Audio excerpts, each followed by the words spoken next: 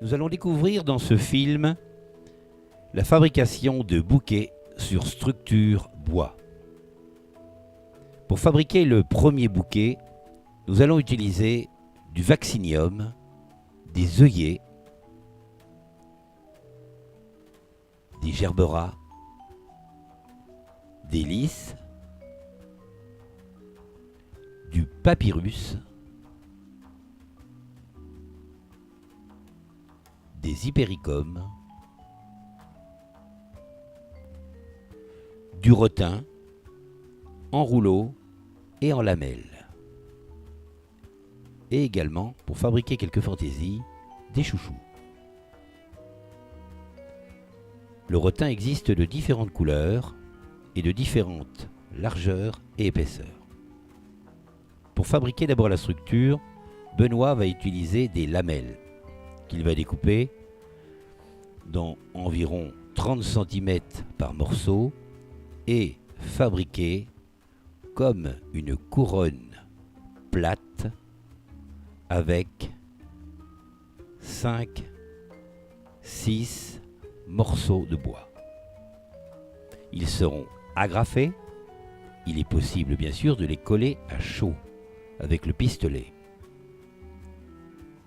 Les agrafes disparaîtront à la fabrication du bouquet. C'est une sorte de calice qui viendra supporter les fleurs. Aujourd'hui, un bouquet structuré, original, nécessite impérativement la réalisation d'une structure. Maintenant, Benoît découpe des petits morceaux d'environ 10 cm pour donner du corps à cette couronne. La fabrication est très rapide. Il serait possible, bien sûr, d'utiliser un mélange de couleurs, mais ce produit est absolument extraordinaire parce qu'il peut s'agrafer, se travailler de la même façon que du carton ou un plastique fin.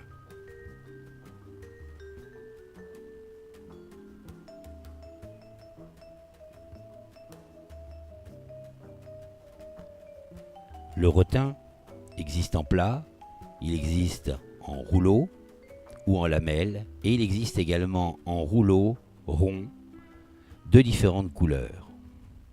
Il existe fin et il existe également plat et courbé, ce qui va nous permettre de donner du relief, de l'originalité sur cette couronne que vient de nous fabriquer Benoît. Des morceaux d'environ 15 cm sont découpés, qui vont garder leur forme légèrement arrondie. On va donc les agrafer, les extrémités vers le haut, ce qui va déjà donner du relief à l'ensemble.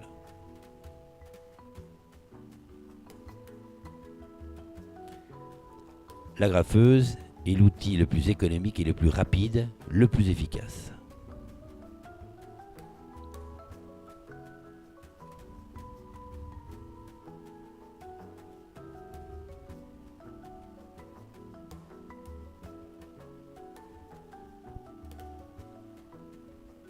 La couronne est terminée. Il est important de laisser surtout un vide au milieu. Les fleurs se trouveront en cercle.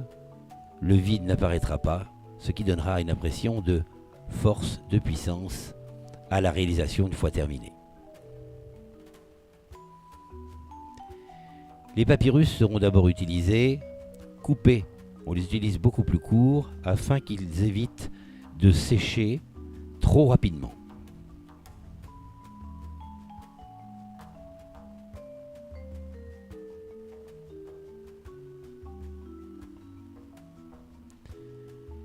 Les papyrus vont traverser la couronne. Ils vont être fixés à l'aide d'une épingle qui traverse à la fois le papyrus et les lamelles de la couronne. On en place plusieurs, ce qui va nous permettre de placer la couronne à hauteur, de fabriquer véritablement la charpente du bouquet.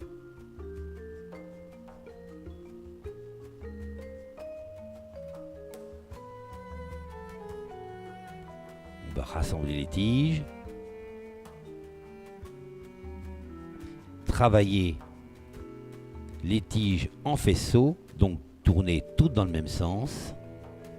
Les fleurs qui viendront ensuite tourneront également dans le même sens.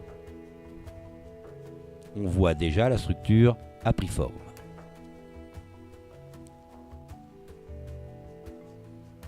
Pour commencer, Benoît attache les tiges entre elles pour déterminer la hauteur du bouquet final.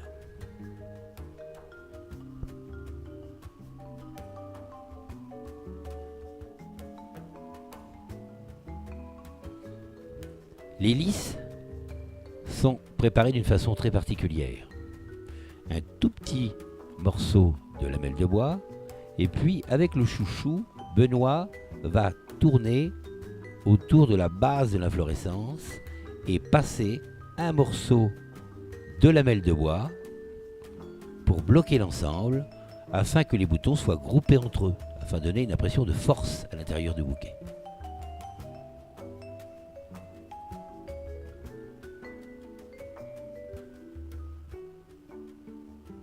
Les fleurs sont glissées à travers la couronne et rassemblées au niveau du lien.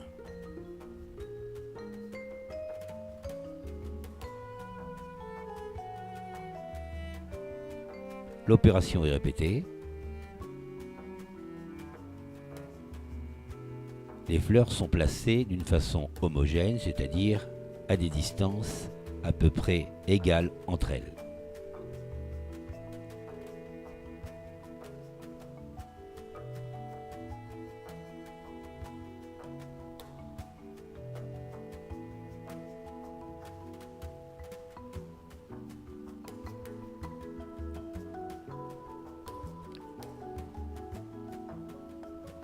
Il est conseillé d'attacher les fleurs au fur et à mesure, ce qui facilite le travail parce que les fleurs ont tendance à bouger régulièrement et à se déplacer.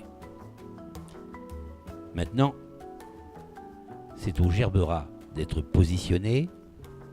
Ils vont trouver leur place facilement puisque c'est une fleur plate.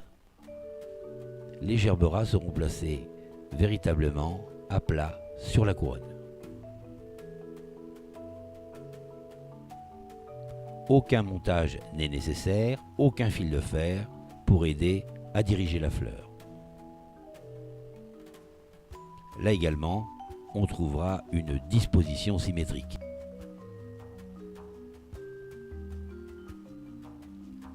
Un bouquet très original, économique, de par le peu de quantité de fleurs utilisées.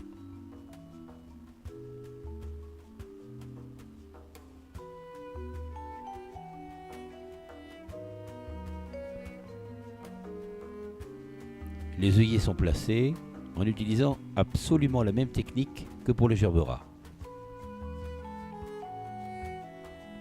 Les fleurs plates sont en majorité parce qu'elles permettent de remplir rapidement la couronne. Il est utile d'ailleurs de laisser des espaces entre les fleurs pour garder une disposition naturelle.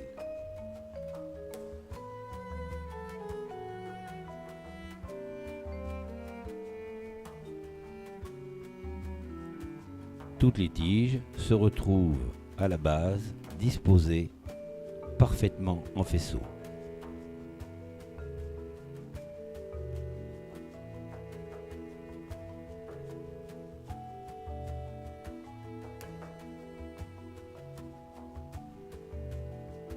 Les fleurs sont disposées facilement dans cette couronne puisqu'elles sont calées entre les lamelles de bois.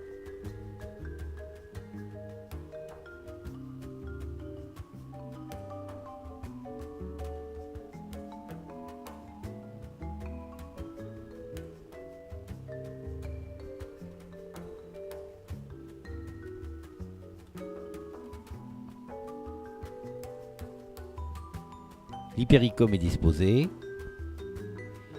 L'hypericum, une fleur plus nerveuse, puisque c'est une fleur qui est composée surtout de boutons, de petits fruits. Ce bouquet est réalisé essentiellement avec des fleurs plates, comme les gerberas ou les œillets, qui apportent de la force et qui remplissent très rapidement la couronne. On disposera bien sûr des grosses fleurs, des fleurs moyennes et des petites fleurs. Il est indispensable pour satisfaire le consommateur de faire une sélection de fleurs de différentes grosseurs. On appellera fleurs primaires ces grosses fleurs puissantes comme le gerbera, des fleurs secondaires qui seront éventuellement des roses ou des œillets de plus petite taille, et puis les boutons de lys qui sont des fleurs complémentaires. Un minimum de 3 forces visuelles différentes, complémentaires entre elles, forment un équilibre indispensable pour trouver un bouquet commercial, un bouquet facile à vendre. Benoît maintenant recoupe toutes les tiges à la même longueur avant de les recouper en biseau afin qu'elles s'hydratent parfaitement.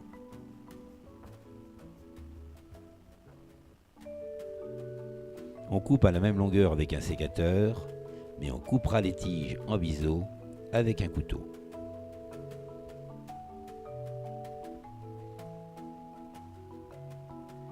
Les produits conservateurs pour fleurs coupées aujourd'hui sont indispensables pour prolonger la durée de vie de la fleur, qui évite d'ailleurs la multiplication des bactéries et qui nourrissent également la fleur.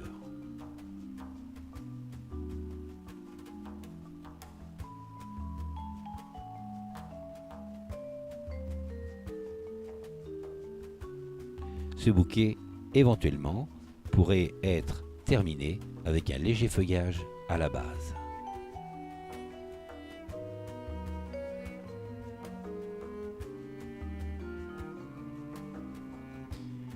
Pour une raison d'esthétique, Benoît termine avec une petite lamelle de rotin coloré, matière identique à celle utilisée pour fabriquer la couronne, et pour bien fermer et terminer l'ensemble, une épingle à perles va traverser le bouquet et c'est terminé.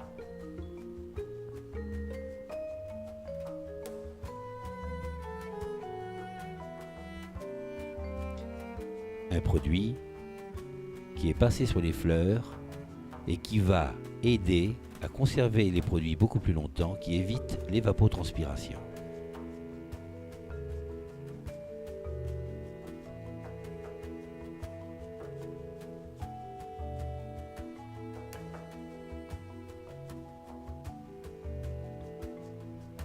Comme un jardin suspendu.